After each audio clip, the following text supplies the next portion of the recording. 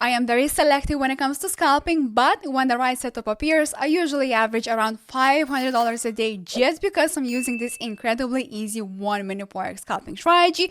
It actually uses only one indicator, and once you understand the full logic behind it, you can start spotting these trades yourself much more clearly. So let me show you a real trade that I took using this exact strategy, and as you can see, we got a nice pullback to the 20 period moving average. The price closed below it, and in less than 20 minutes, I was able to profit $429. And this is not the only example, because in this video, I will show you the full strategy, one real trade that worked, one setup I avoided because it would have completely failed, and another quick example so you can see how the scalping strategy works in both ways. So first of all, we need to add the only indicator that this scalping strategy uses. So you click on the indicators and you add simple moving average, and inside the settings, make sure that you are changing the length from 9 to the value of 20, and that's pretty much it. That's the only indicator that we will need. So this moving average of 20 is going to act as our guide for the trend direction, pullbacks, and our trade entries. So let's go back to the NZD/USD trade that I showed you in the beginning of this video, because this is where you will see the full strategy in action. So now that you have the indicators, the first step of this scalping strategy is to start on the 5-minute time frame, because this is where you need to identify the overall market direction. So on NZD/USD, we can clearly see that the market is trending down. The price is making bearish structure, so lower lows and lower highs.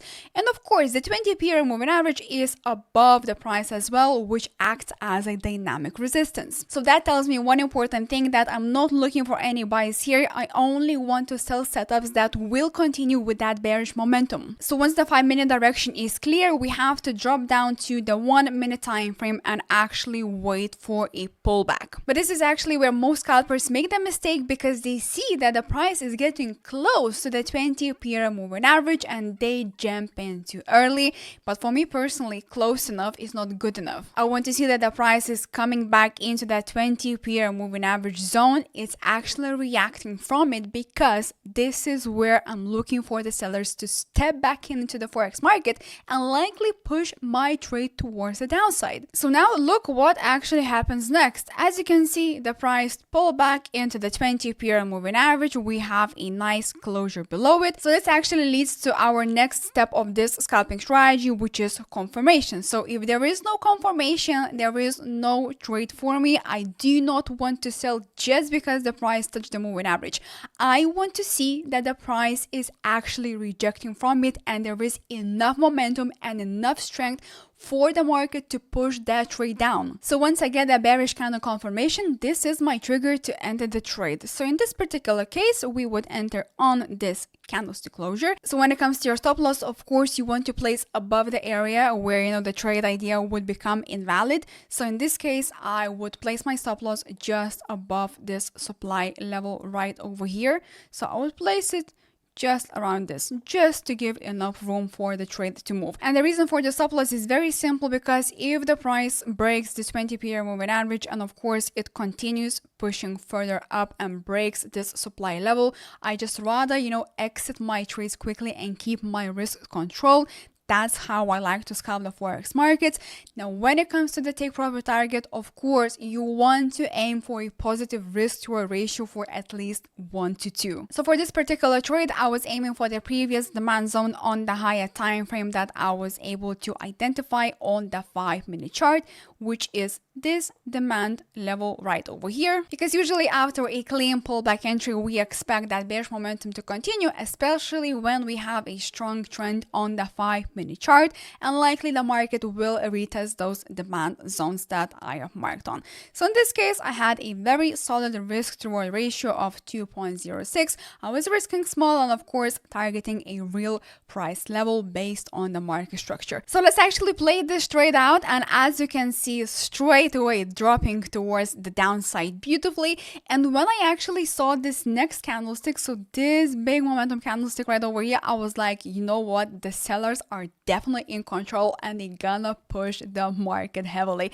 As you can see, it was close to the take profit. We got another nice pullback, and of course eventually it did hit my take profit target, and I was able to close at a profit of $429. But you know what, this is where most traders actually mess up because they see this nice winning trade like this, but then they start taking every single pullback that they can actually find.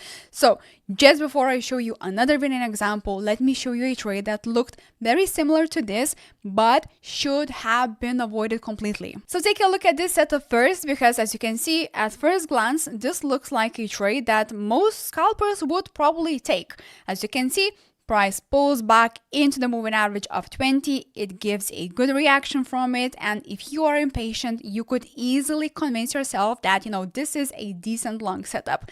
But this is exactly the type of trade that gets people trapped. Because when we zoom out slightly, as you can see, the context is actually messy. There is no clean bullish structure forming. Price also fails to break this previous high, and it stalls right under this resistance area. And as you can see, the momentum kind of starts fading out. Also, as you can see, the candles also become flat. The moving average itself is also no longer being respected cleanly. And of course, instead of acting as a strong dynamic support, it kind of starts bending and losing the strength. And this trade is actually a one big red flag. So yes, technically this trade had some pieces of the scalping strategy. It had the pullback, it had the 20 PM moving average, it had a small reaction from it, but it did not have the context. And if I have taken this trade just because the price touched the 20 PM moving average, I would have walked straight away into a reversal and actually lost my money. This is why the strategy is not just touch the moving average and enter your trade. No, the real skill comes from knowing when the trade is actually worth taking or when the market is warning you to stay out of it. Because otherwise, if you're not gonna listen to the market and see what it's actually doing, you're gonna lose money. Sometimes the trade that actually protects your account is the one that you don't take. So just to show you how this scalping strategy would work both ways, this is USD Japanese yen on the 1 minute time frame, and this is just another trade that I took. So this is bullish example. Now I'm not gonna run through the full checklist once again, but you will notice that the idea is the same. So as you can see, the price is above the 20 PM moving average. The moving average itself is acting as a dynamic support, and we also see that the market is forming this beautiful bullish structure. So as I mentioned before, of course, you don't want to enter too early, so I waited for the pullback. As you can see, we got this nice rejection candle right over here. Initially, as you can see, the market tried to push down, but of course buyers stepped in and we got this nice closure from the 20 period moving average. So once I got that confirmation, which came from this beautiful bullish candlestick closure above the 20 period moving average, I just had to make sure that my stop loss is in a logical place. So in this case, I covered the 20 period moving average, and I also covered this demand level right here at the bottom. So in this case, my stop loss was 3 pips, and for my take profit, I simply used the higher time frame previous supply level, so this green box right over here, which in this case for this particular trade I had a very solid risk to reward ratio of 2.47, risking 3 pips in order to make 7.4. And as you can see, USD Japanese yen just shot towards the upside very nicely, and of course eventually it did hit my take profit target, and I was able to close this trade at a profit of around $290. I honestly hate saying goodbyes at the end of every single video, but if you enjoyed watching it or you learned something new, make sure you let me know that in the comment section down below. You can join my VIP trading group, and if you want to watch more of my videos, you can click this video right over here.